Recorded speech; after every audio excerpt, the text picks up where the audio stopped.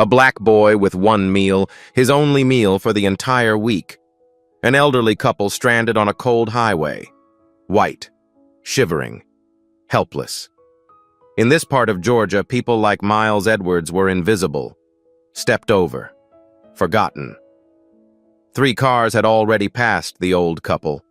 3 cars that slowed down, then sped away when they saw the black child approaching. Too poor, too dark, too risky. But this 11-year-old boy didn't calculate. He didn't hesitate. He walked toward them. He had nothing. Just a box of fried chicken. His dinner. His tomorrow's breakfast. His only food. And he gave it all away. To strangers. What Miles didn't know, what he couldn't possibly know, was who these 2 old people really were, and what they would do for him the very next day. This is that story. But first, you need to see where Miles came from. Macon, Georgia, a town the world forgot. Miles Edwards lived in a small house near the railroad tracks. Blue paint peeling off the walls, porch steps that creaked with every footstep. A yard with a vegetable garden that had seen better days. Inside, the house was clean. Spotless, actually, but empty. Furniture from decades past. Faded photographs on the walls. One photo stood out. A young woman, beautiful and smiling, holding a newborn baby. That was Miles's mother, and that baby was him. She died 2 years ago. Cancer. No insurance. No money for treatment. She fought as long as she could. Then she was gone.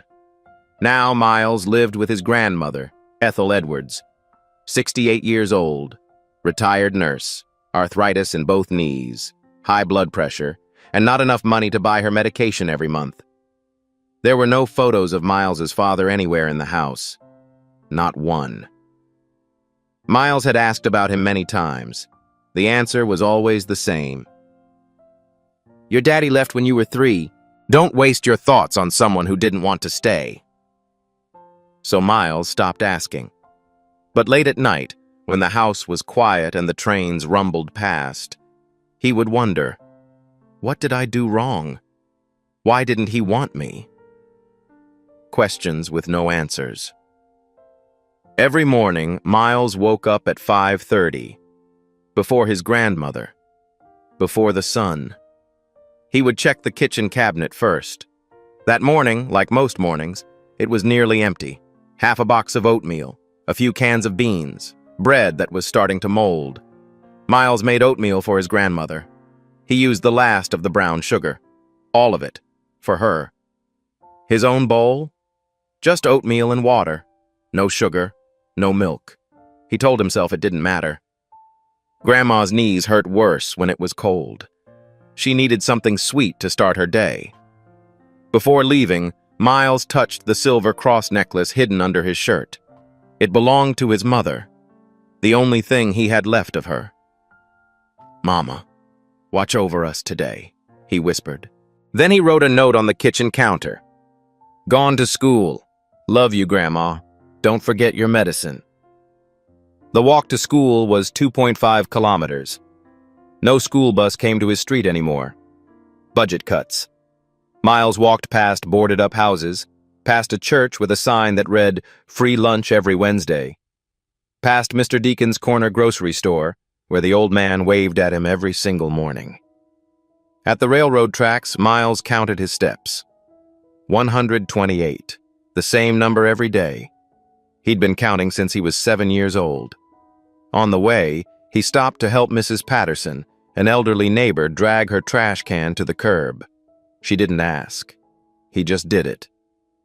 "Miles, you're such a good boy. Here, take a cookie." "No, thank you, ma'am. Save it for your grandchildren." He kept walking. Past a group of older teenagers who sometimes gave him trouble. Today, they ignored him. Miles breathed a little easier. Near the tracks, he found a crushed soda can. He picked it up and put it in his backpack. 20 more cans and he'd have 60 cents. Every penny counted. At Jefferson Middle School, Miles sat in the front row, always prepared, always paying attention. His teacher, Ms. Taylor, handed back a history test that day. Miles scored 98%. She stopped at his desk, looked at him with kind eyes. "You have a gift, Miles. Don't ever let anyone tell you different." "Thank you, ma'am. I want to make you proud." At lunch, Miles went through the free lunch line. A small sandwich, an apple, a carton of milk. That was it. He ate slowly, made every bite last. His friend Deshawn sat across from him watching. "Yo, did you just eat the apple core too?" Miles smiled. "More fiber." Deshawn laughed, but Miles wasn't joking. After school, Miles didn't go home. He went to the library. The only working computer was in the back corner. He searched for scholarship programs. Gates Millennium, Posse Foundation, Quest Bridge. He wrote the names in a small notebook. His ticket out. His plan. Graduate high school. Get a scholarship. Become a doctor. Take care of grandma. Simple. Clear. Impossible for most people from his neighborhood. But Miles believed. At 4:30 that afternoon, Miles left school and headed toward Oak Street Church. Every Friday, they gave away leftover food from the week. That was how he and his grandmother ate on weekends. But Miles didn't know that today would be different. He didn't know that 1 mile away, a silver sedan was about to break down. He didn't know that an elderly couple was about to be stranded in the cold. He didn't know that everything was about to change. Highway 41. Just past the abandoned Sunoco gas station. The sun was setting fast, temperature dropping, 11 degrees Celsius and falling. Harold Whitmore was behind the wheel, 74 years old. White hair, calm face, but worried eyes. His wife Margaret sat beside him. 71. Former pediatric nurse, 40 years of caring for children. Now she was the one who needed help. They were on a road trip, old-fashioned, no GPS, just paper maps and the open road. Then the engine coughed. The dashboard lit up with warning lights. Harold pulled to the shoulder just as the car died completely. He tried to restart it. Nothing. Not even a click. Margaret checked her phone. No signal. Harold checked his. Same. "Harold, my hands are already cold." Margaret had circulation problems. In weather like this, her fingers turned white, then blue, then numb. Harold stepped out and opened the hood. He stared at the engine like it was written in a foreign language. He knew nothing about cars. A truck drove past. Harold waved. It didn't stop. Another car. Same thing. A third. The driver slowed down, looked at them, then sped away. Harold's shoulders dropped. This is what the world looks like when no one knows your name, he thought. In his pocket, he felt a keychain. He pulled it out without thinking. An old habit. Something he did when he was anxious. The keychain had 2 letters engraved on it. D.W. Daniel Whitmore. His son. Dead 15 years now. Margaret saw him holding it. Her eyes softened with old grief. Neither of them spoke. Behind them, the abandoned Sunoco station stood like a ghost. A faded sign read, "Closed. Thank you for 43 years of service." Another reminder that this community had been left behind. Half a mile away, Miles Edwards was taking his usual shortcut. He was carrying a styrofoam container. Still warm, Mr. Deacon had stopped him outside the grocery store. "Take this, son. I made too much. Don't argue with me." Miles had tried to refuse. Mr. Deacon wouldn't hear it. Inside the box, fried chicken, collard greens, cornbread. The most delicious meal Miles would have all week. He planned to split it with his grandmother. Half tonight, half tomorrow. The smell drifted up through the container. His stomach growled. But as Miles approached the old Sunoco lot, he stopped. Something was different. A silver sedan. Hood open. An old man pacing back and forth. An old woman sitting inside the car, arms wrapped around herself. Miles's first instinct, keep walking. It was getting dark. He didn't know these people. And in this part of town, a black boy approaching a white couple's car could mean trouble. But then he looked closer. The old woman was shivering. Her breath was visible in the cold air. The old man looked lost, defeated. A voice echoed in Miles's head, his mother's voice. Miles, you can't fix everything, but you can fix something. He thought about his grandmother, how she shared her tea with neighbors even when they had nothing. He thought about Ms. Taylor. You have a gift, Miles. He looked at the food in his hands, the only valuable thing he owned. His stomach growled again. Another car drove past the stranded couple. Didn't even slow down. Miles watched the old man's shoulders sag. That was the moment. Miles took a deep breath. His stomach twisted with hunger. And he started walking toward them. He didn't know that in 30 minutes he would give away everything he had. He didn't know that this old man had spent 15 years searching for someone exactly like him. He didn't know that tomorrow his whole life would change. All he knew was that two people needed help, and he could do something about it. His worn sneakers crunched on the gravel as he crossed the parking lot. The old man turned around.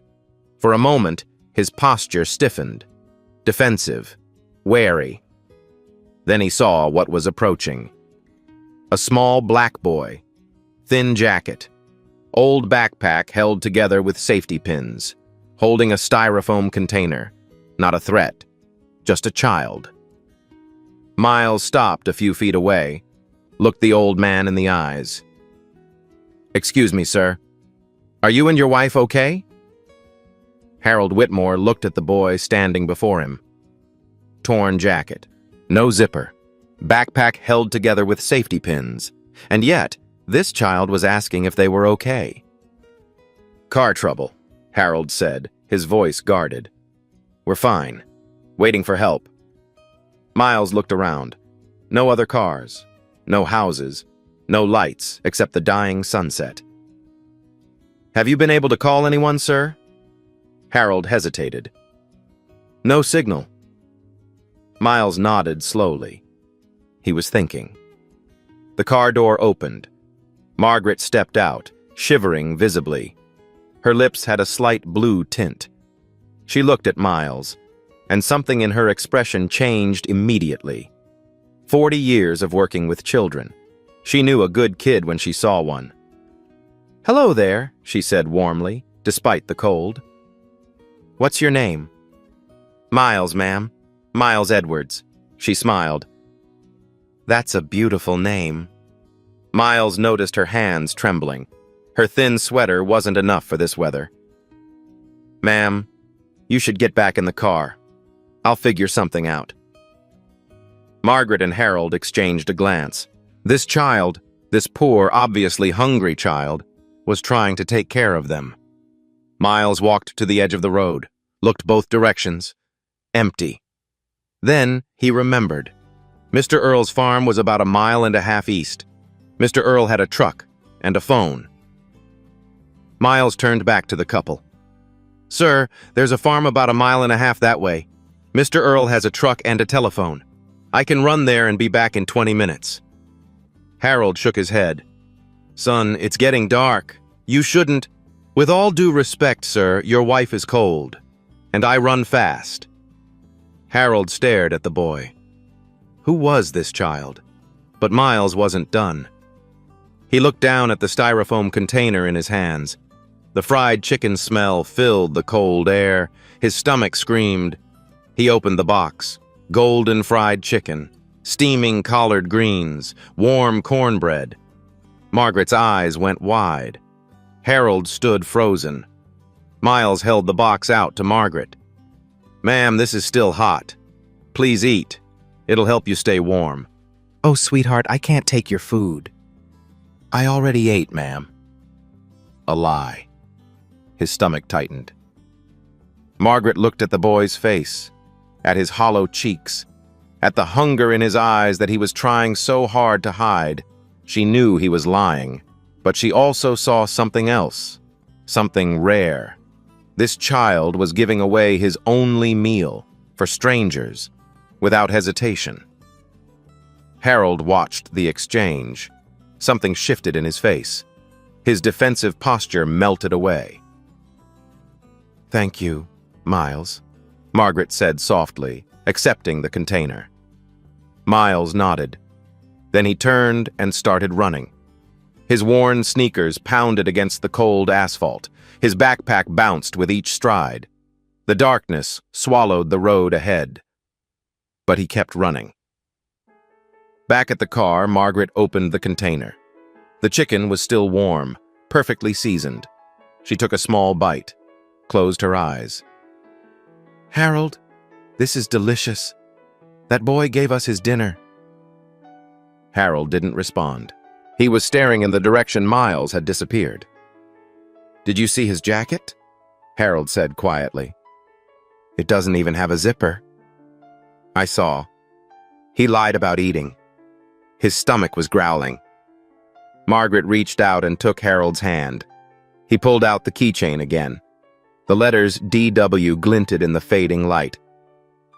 "Daniel would have done the same thing," Harold whispered. "I know," Margaret said. They sat in silence, remembering their son, and thinking about the black boy who had just run into the darkness to save two strangers. 22 minutes later, headlights appeared. An old pickup truck rumbled into the parking lot.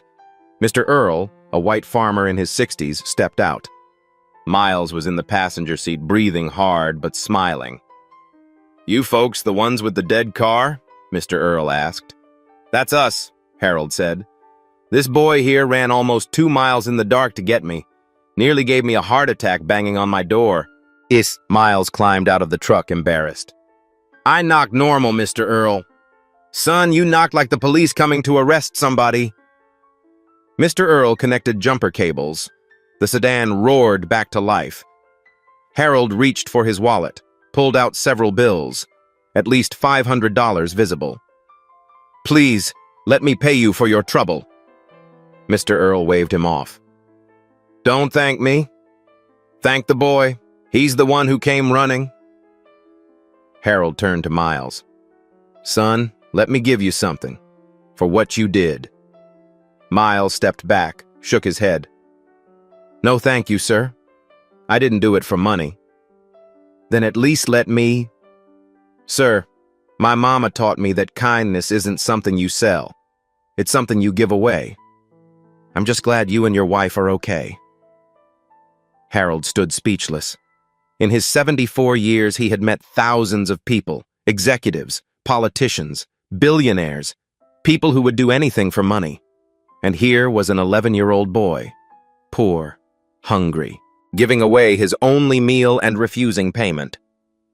Harold looked at Miles, really looked at him, and felt something he hadn't felt in 15 years. Hope.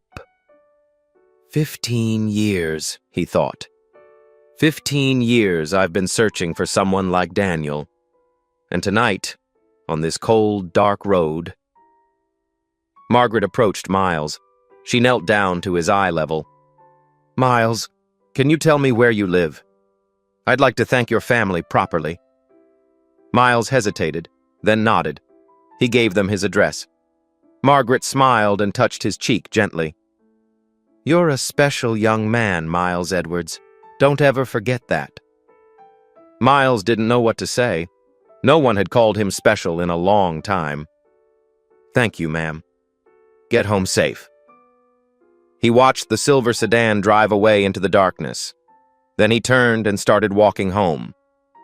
Hungry, cold, but somehow full. The walk home felt longer than usual. The temperature had dropped below 6 degrees. Miles's thin jacket did nothing against the wind. He shoved his hands in his pockets and kept moving. His stomach growled so loud he laughed.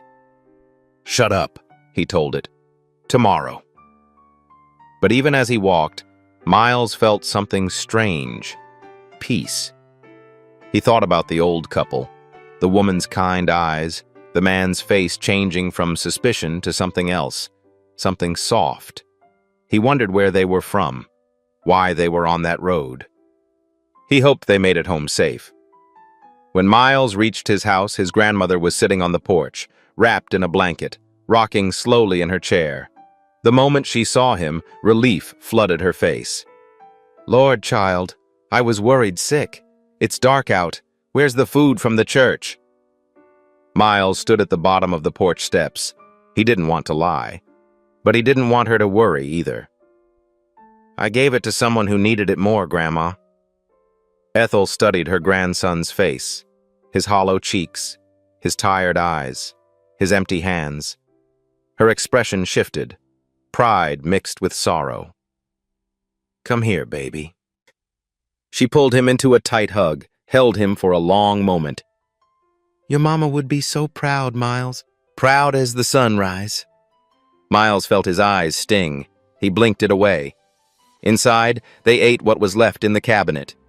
Canned beans, stale bread, tap water. Grandma Ethel made it feel like a feast. She said grace, thanking God for another day and another chance to do good. Miles watched her eat, noticed how she took smaller bites than usual, leaving more for him. He didn't say anything, but he saw. "You gave your food to strangers?" Ethel asked between bites. "Yes, ma'am. An old couple.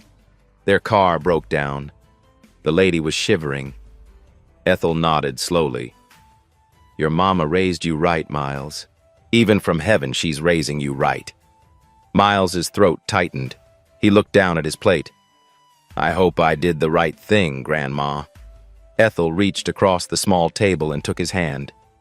"Baby, you always do." That night, Miles lay on his mattress on the floor, staring at the ceiling, hungry but calm. He touched the silver cross necklace under his shirt. "Mama," he whispered, "I hope you saw. I hope I made you proud." Then he closed his eyes and drifted to sleep. Miles didn't know that at that very moment, 50 miles away, Harold Whitmore was wide awake, sitting in a hotel room, laptop open, phone pressed to his ear. "Patricia, I need you to look into someone for me. A boy named Miles Edwards, Macon, Georgia, tonight." His wife Margaret sat nearby, still holding the empty styrofoam container. She hadn't put it down since they arrived. "What did you find?" Harold asked after a long silence. He listened. His face grew more serious with each word. "Mother deceased. Cancer. 2 years ago. Father abandoned the family. Lives with elderly grandmother. Chronic health issues. No insurance. Top of his class. Free lunch program." Harold closed his eyes. "Patricia, I want a full report by morning." He hung up, looked at his wife. "That boy is exactly who I thought he was," Harold said quietly. Margaret nodded. "He's like Daniel." Harold stared out the window at the dark Georgia night. 15 years, Margaret. 15 years I've been looking for someone like our son. Someone who gives without expecting anything back." He paused. "And tonight, on a cold highway, a hungry black boy gave us his only meal and refused our money." Margaret walked over and put her hand on his shoulder. "What are you going to do?"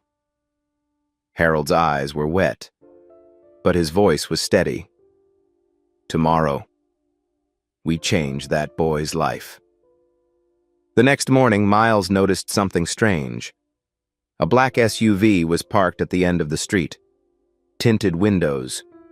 It hadn't been there yesterday. He watched it for a moment. No one got out. Probably lost, he thought. At breakfast, Grandma Ethel mentioned something odd. "Someone called this morning asking about you." Miles looked up from his oatmeal. "Who?" "They didn't say. Asked where you went to school, what our situation was.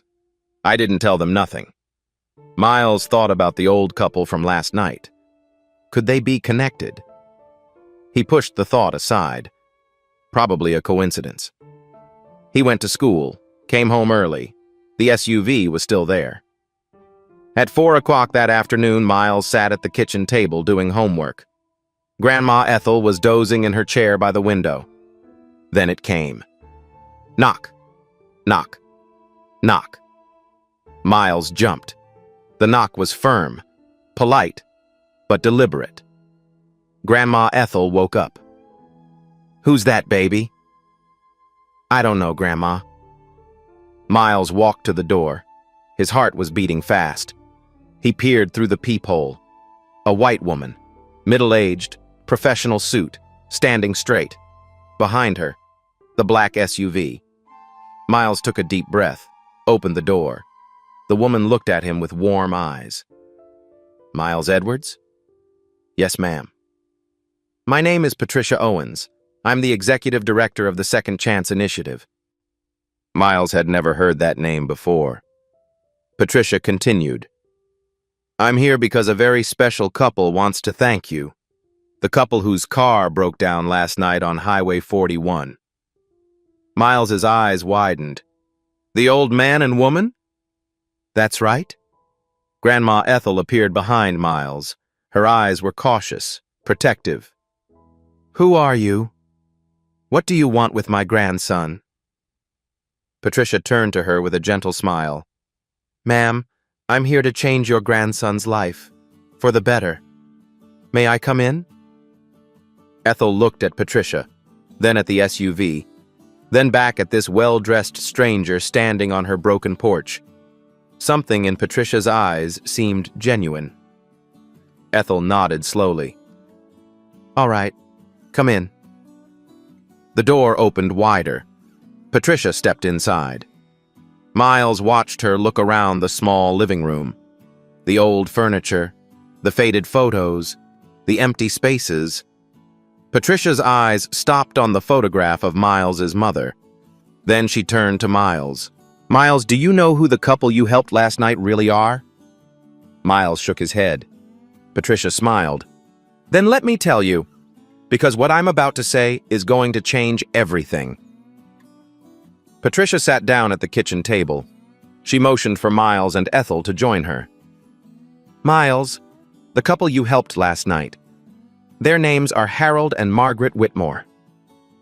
She paused. Let the name hang in the air. Grandma Ethel's hand flew to her chest. "Lord Jesus, Lord Jesus." Miles looked at his grandmother, confused. "Grandma, do you know them?" Ethel couldn't speak. Her eyes were filling with tears. Patricia continued. "Harold Whitmore founded Whitmore Capital Partners in 1979. At its peak, the company managed over $30 billion. Mr. Whitmore is one of the wealthiest men in Georgia, perhaps in the entire South." Miles felt the room spin. 30 billion? That's right. Miles thought about last night. The old man in khaki pants. The old woman shivering in the car. The fried chicken. "He's a billionaire? And I gave him my food?" "Yes," Patricia said. "And that's exactly why I'm here." She pulled a folder from her bag. Official documents. A logo at the top. Second Chance Initiative. 15 years ago, Mr. Whitmore lost his only son, Daniel. He died of a congenital heart condition at 28 years old. Patricia's voice softened. "Daniel was a remarkable young man. He volunteered at orphanages, gave money to homeless people. He used to skip lunch so he could give his food to classmates who had less." Miles listened. Something about this story felt familiar. After Daniel died, Mr. Whitmore created the Second Chance Initiative. The purpose was simple. Find young people who embodied Daniel's spirit. People who give without expecting anything in return. Patricia looked directly at Miles. In 15 years, Mr. Whitmore has met hundreds of candidates, but he never personally selected anyone for the initiative. She paused. "Until last night. Until you." Miles couldn't breathe. Me?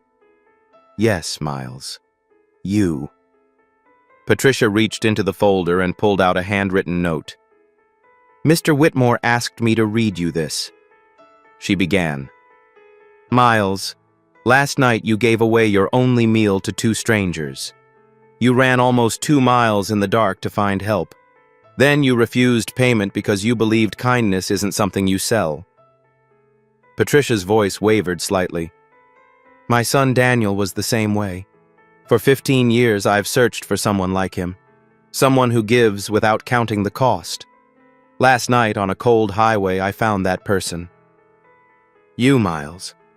I found you. Grandma Ethel was sobbing quietly. Miles felt tears running down his own face. But, Patricia said, before I tell you what Mr. Whitmore wants to do for you, he has one question. Miles wiped his eyes. What question? Patricia smiled. If you had $1 million, no strings attached, what would you do with it? The room went silent. Grandma Ethel looked at Miles. Patricia waited. Miles could say anything. A new house, a car, travel the world. But he thought about his street, the church with the leaky roof, Mr. Deacon's store that was about to close, the school library with no books. He thought about his grandmother and her medicine. He thought about Deshawn, Mrs. Patterson, all the people who had nothing. I would fix this community, Miles said slowly. The church needs a new roof. Mr. Deacon's store needs new equipment. The school library needs books. He paused. And I would make sure my grandmother has her medicine. Every month, no matter what. He looked at Patricia. I would help the people who helped me. Patricia's smile widened. Her eyes glistened. That, she said, is exactly what Daniel would have said. She stood up. And that, Miles, is exactly what Mr. Whitmore hoped you would say. Just then, the front door opened. Harold Whitmore stepped inside. Same man from last night. But now Miles saw him differently. This wasn't just an old man in khaki pants. This was a man who could buy the entire town without thinking twice. And he had come here, to this tiny house, to see Miles. Harold walked straight to the boy. No handshake, no small talk. He knelt down, a 74-year-old billionaire, on his knees, before an 11-year-old black boy. Miles, Harold said, his voice trembling, last night you gave me your only meal. You ran in the darkness to save strangers. You refused money because you believed kindness isn't for sale. Harold's eyes were wet.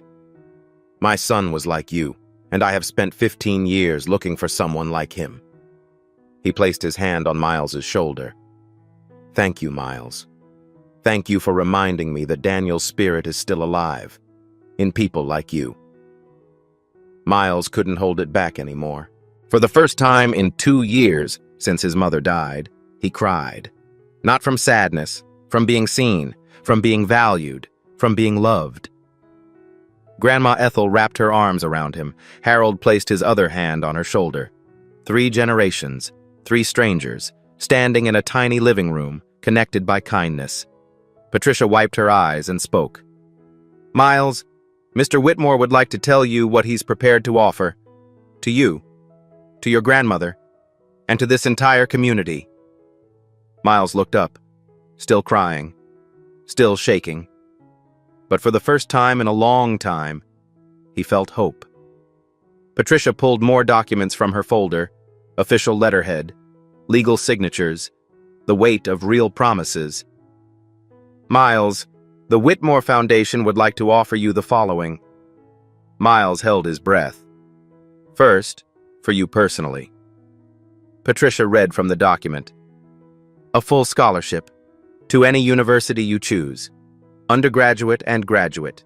Tuition, room, board, books, and living expenses fully covered. No repayment required, ever. Miles's mouth fell open. Additionally, We will establish a trust fund in your name. $50,000. Managed until you turn 18. Then it's yours." Grandma Ethel grabbed the edge of the table. Her knees were weak. Patricia continued, "Second, for your grandmother." She turned to Ethel with gentle eyes. "Mrs. Edwards, we understand you've been managing chronic health conditions without adequate support. That ends today." Ethel's hand covered her mouth. "Full medical coverage, specialists, medications, home care if needed, everything. Covered for life." Tears streamed down Ethel's wrinkled cheeks. "Third, for this house." Patricia gestured around the small living room. "The foundation will purchase this property and fund complete renovations. New roof, new plumbing, new electrical, insulation, air conditioning, everything this house needs." She looked at Miles and his grandmother. "You will never have to worry about this home falling apart again." The room was silent except for the sound of crying, but Patricia wasn't finished. "Finally, and this is the part Mr. Whitmore is most excited about, for the community." She pulled out another document. "The Second Chance Initiative will establish a permanent program here in Macon. We are committing $5 million over 5 years." Miles stared at her. $5 million? "Yes, $5 million for education, small business support, health care, infrastructure." Patricia pointed to the window. "The church on Oak Street that needs a new roof? We'll fix it. Mr. Deacon's grocery store? We'll help him upgrade everything. Jefferson Middle School? We'll fund a new STEM lab and stock the library with 300 new books." She smiled at Miles. "All of this, Miles, because of you. Because you showed Mr. Whitmore that this community deserves a second chance." Well, Miles couldn't process it. His brain was overloaded. "But I just gave them some chicken." Harold, who had been standing quietly by the door, stepped forward. "No, Miles. You gave us something no amount of money can buy." He knelt down again to meet Miles's eyes. 15 years ago, I lost my son. After Daniel died, I thought that kind of pure goodness had disappeared from the world. That people only cared about themselves." Harold's voice cracked. "Then last night, a hungry black boy on a cold highway gave away his only meal to 2 strangers and refused payment, because his mother taught him that kindness isn't for sale." Harold placed both hands on Miles's shoulders. "You didn't just help us, Miles. You restored my faith in humanity. That's worth more than all the money I have." Miles looked at this man, this billionaire, on his knees, crying. "I don't know what to say, sir." Harold smiled through his tears. "You don't have to say anything. Just promise me one thing." "What's that?" "Never change. Never stop being exactly who you are." Miles nodded. "I promise." Harold stood up and extended his hand. Miles shook it. For a moment, the distance between them, billionaire and poor child, white and black, old and young, disappeared completely. They were just 2 people who believed in kindness. Patricia cleared her throat gently. "There's one more thing. Mr. Whitmore would like to make a public announcement. Next month. At City Hall. He wants the world to know about you, Miles. About what you did. And about what this foundation will do for Macon." Miles shifted uncomfortably. "I don't need people to know." Harold nodded approvingly. "I know you don't. And that's exactly why you should let them." He put his arm around Miles. "The world needs to see that goodness still exists. That a boy with nothing can teach a man with everything. Your story will inspire others, Miles. More than you can imagine." Miles looked at his grandmother. She was still crying, but smiling now too. "What do you think, Grandma?" Ethel wiped her eyes, took a deep breath. "I think your mama is looking down from heaven right now. and she is smiling bigger than she ever smiled before. Miles felt the silver cross under his shirt. "Okay," he said quietly. "I'll do it." Harold smiled. Patricia made a note in her folder. "Then it's settled," Harold said. "1 month from now, we announce everything. And Miles, from this day forward, your life will never be the same." Miles nodded. He still couldn't believe it. 1 meal, 1 cold night, 1 choice. And everything had changed. 3 days later, everything seemed perfect. Miles and his grandmother were working with Patricia on paperwork. The foundation had already sent contractors to assess the house. A doctor's appointment for Grandma Ethel was scheduled. It felt like a dream. But not everyone was happy. That afternoon, Miles was at school. Grandma Ethel was home alone. A black Mercedes pulled up in front of the house, different from the SUV. A man stepped out. Late 30s, expensive suit, slicked hair, cold eyes. He walked up the creaky porch steps and knocked. Ethel opened the door. "Mrs. Edwards? I'm Victor Whitmore, Harold Whitmore's nephew." Ethel felt a chill that had nothing to do with the weather. What can I do for you?" Victor didn't wait for an invitation. He stepped inside, looked around the small living room with visible disgust. "I'll be direct, Mrs. Edwards. My uncle is a good man. Too good. But he's 74 years old. Sometimes he makes decisions that aren't sound." Ethel straightened her spine. "I don't understand." Victor turned to face her. His smile didn't reach his eyes.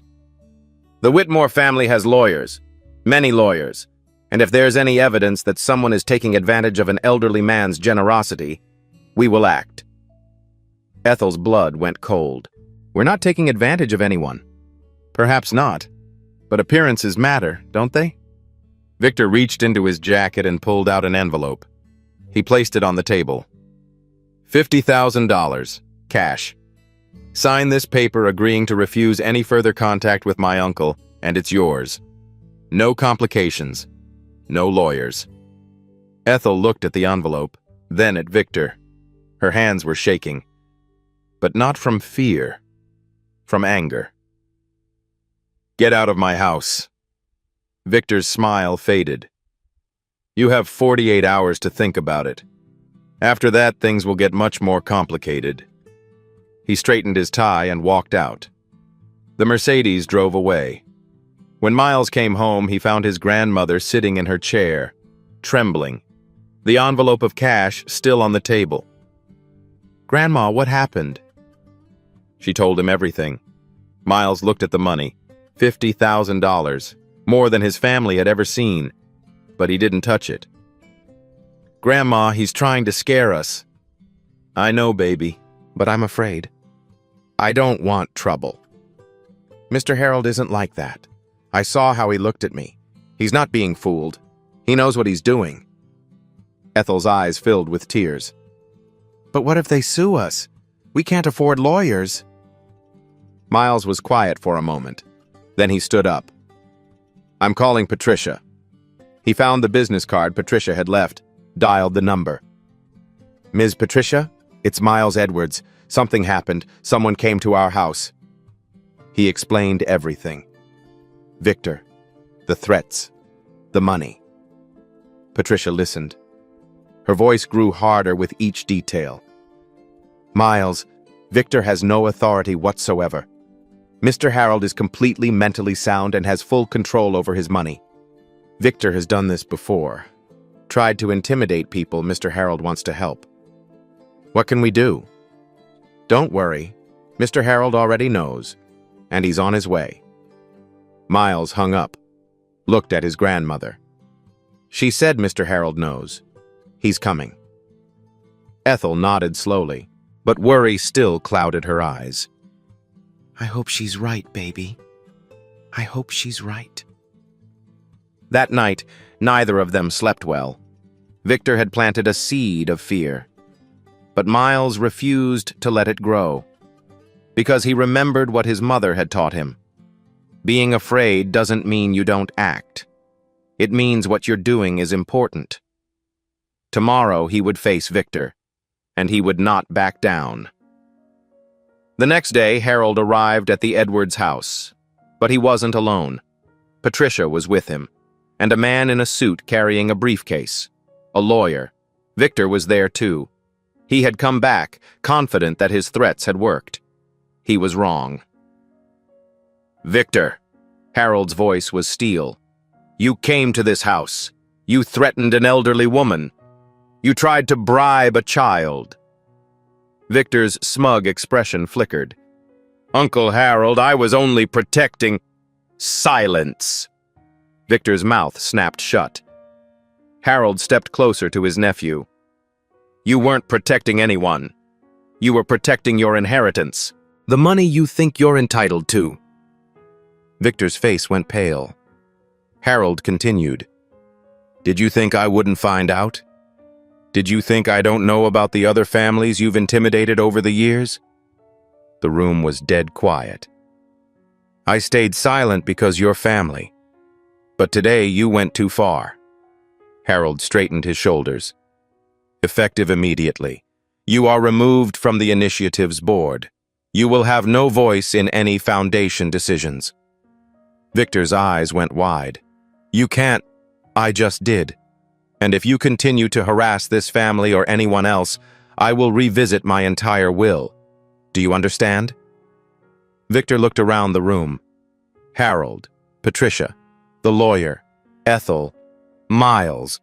No one was on his side. He turned to Miles. His voice was bitter. "You think you won, boy?" Miles stood his ground, looked Victor straight in the eyes. "I wasn't trying to win anything. I was just trying to make sure nobody bullies my grandmother." Something in Victor's expression cracked. He grabbed the envelope of cash from the table and walked out without another word. The door slammed behind him. The Mercedes drove away. And just like that, it was over. Ethel collapsed into her chair, crying with relief. "I'm so sorry, Mr. Whitmore. I almost believed him." Harold walked over and knelt beside her. "You have nothing to apologize for. Victor is skilled at manipulation, but he won't bother you again." He looked at Miles. "You stood up to him. You weren't afraid." Miles shrugged. "I was scared. But my mama taught me that being scared doesn't mean you don't act. It means you're doing something that matters." Harold smiled. A real smile. Warm and full. Daniel used to say the same thing. He put his hand on Miles's shoulder. "You're even more remarkable than I thought, Miles Edwards. And now, with Victor out of the way, we can focus on what matters." He looked at Patricia. "Let's move forward. The announcement, the scholarships, the community investment, all of it." Patricia nodded. "Already in motion, sir." Harold turned back to Miles and Ethel. "From today on, no more interruptions, no more threats, just change, real change." He extended his hand to Miles. "Partners?" Miles shook it firmly. "Partners." 1 month later, the announcement came. City Hall was packed. Local news cameras, national reporters, everyone wanted to hear the story. Harold Whitmore stood at the podium, his first public appearance in 15 years. "Today, I am announcing the creation of the Macon Community Investment Program, a $5 million commitment over 5 years." The crowd murmured. But this program was not my idea. It was inspired by someone else. Harold turned and gestured toward the side of the stage. "A boy named Miles Edwards, 11 years old. He taught me something I had forgotten." Miles walked out, shy in his new button-down shirt. The crowd applauded. "1 month ago, my wife and I broke down on Highway 41. We were stranded, cold, helpless. 3 cars passed us without stopping." Harold's voice grew thick with emotion. Then Miles appeared. A poor black boy with nothing but a box of fried chicken. He gave us his only meal. He ran 2 miles in the darkness to find help, and when I tried to pay him, he refused. Harold looked at Miles. He told me his mother taught him that kindness isn't something you sell, it's something you give away. The room was silent. That night, Miles Edwards reminded me why I started the Second Chance Initiative, to find people like my son Daniel, people who give without counting the cost. Harold wiped his eyes. And so today, in partnership with Miles and this community, we begin something new.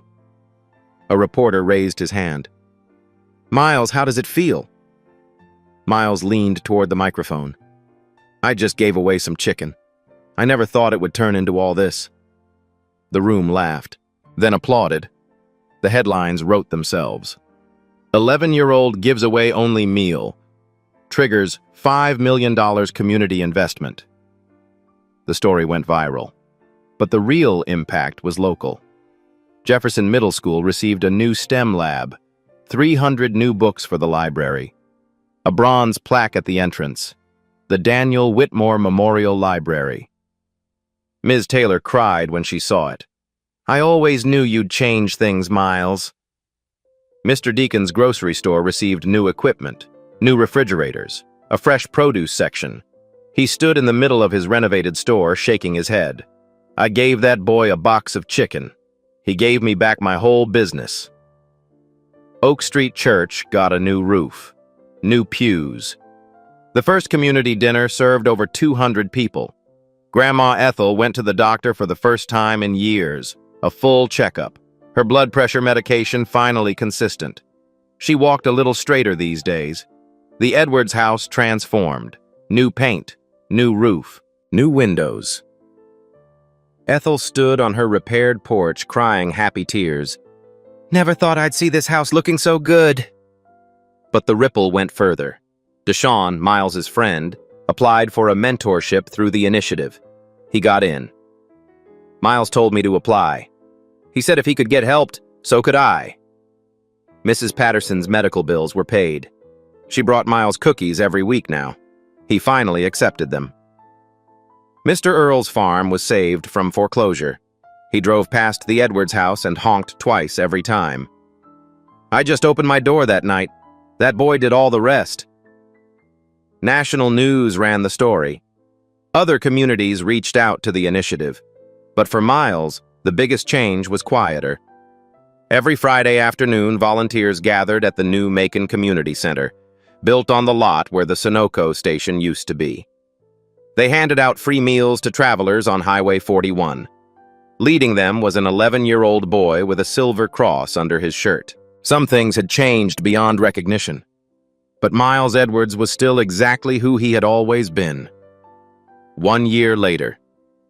Miles stood on Highway 41, the same stretch of road where it all began. But everything was different now. The abandoned Sunoco station was gone. In its place stood the Macon Community Center. A bronze sign at the entrance read, "Built through kindness." Every Friday, Miles and a team of volunteers handed out free meals to anyone who needed them. That afternoon, they served 28 people. A truck driver who hadn't eaten since morning, a single mother traveling with 3 kids, an elderly man who reminded Miles of Harold. Each one received food, water, and directions to wherever they needed to go. Each one heard the same words: "No payment necessary. Kindness isn't something you sell." As the sun began to set, Miles helped pack up the last of the supplies. Deshaun nudged him. "Yo, you ever think about how wild this is? 1 year ago, you were walking this road with an empty stomach." Miles smiled. "I try not to think about it too much." "Man, you changed the whole town." Miles shook his head. "I just gave away some chicken. Everyone else did the rest." That evening, Miles sat on his grandmother's porch. The house looked beautiful now. Fresh blue paint, sturdy steps, a garden that was finally thriving. Grandma Ethel rocked in her chair beside him. Stars were appearing in the sky. You know what your mama would say if she could see you? Ethel asked. What, Grandma? She would say, That's my boy. That's my Miles. Miles looked up at the sky.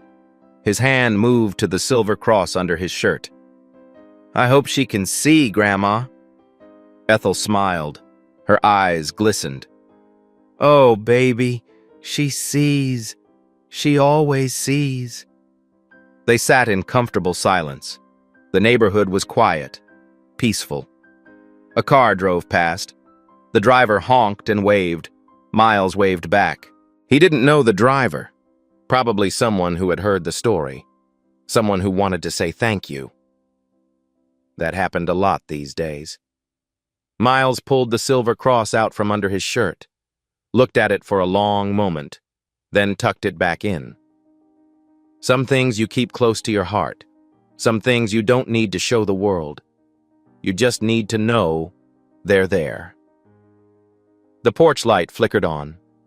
Grandma Ethel hummed an old hymn, and Miles Edwards, the black boy who had given away his only meal, sat in the golden glow of everything that kindness had built. This is where the story ends. But for Miles, it was only the beginning. This story started with a question. What would you do if you had almost nothing and a stranger needed help? Miles Edwards answered that question on a cold highway in Georgia. He gave away his only meal. He ran through the darkness for strangers. He refused payment because his mother taught him that kindness isn't for sale. The next day, a stranger knocked on his door, and his life changed forever. But here's the truth. Somewhere out there, right now, someone needs help. You don't have to be a billionaire to make a difference. You just have to choose kindness. If this story touched your heart, share it with someone who needs to hear it, like this video. Subscribe to this channel and leave a comment. What act of kindness changed your life? Because kindness is never wasted. It always comes back. Sometimes the most powerful revolutions don't come with noise, just one person standing their ground. At Beat Stories, we highlight those moments that shift the balance. If this story moved you, hit subscribe, because every week we bring real stories that shake the system.